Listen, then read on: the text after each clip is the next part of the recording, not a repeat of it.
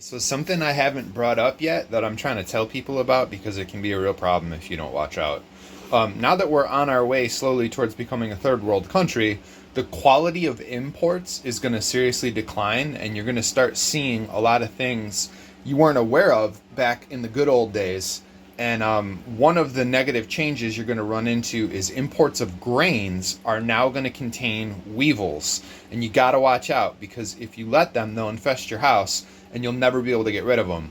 They won't kill you or make you sick, but they'll get into your foodstuffs, all your dried food, things like, grains like rice or whatever, but also like boxed foods and whatnot. And if they get really bad, they'll start eating your clothes. So what you got to do is when you bring grains and things like that into the house, you got to put them in a sealed container. Otherwise, the weevils, which are now a reality of life, will spread all over your house. And this is what you wind up with.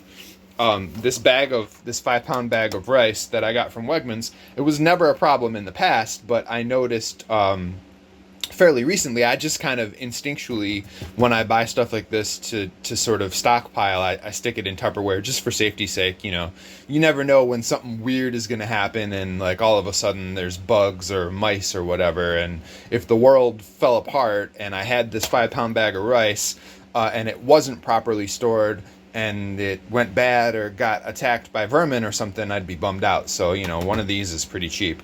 But yeah, so the weevils come in the rice. Let's see if I can see any here on the top of the bag. No, but those are weevils. I don't know if you can see any of them crawling. Most of them are dead, but some of them are alive. So, just make it a point when you bring stuff like that into your house to seal it up. You can eat them. They're no problem. When the rice in my cupboard runs out and this gets transferred, it'll go in a big sealed container. But that's just what you got to do these days.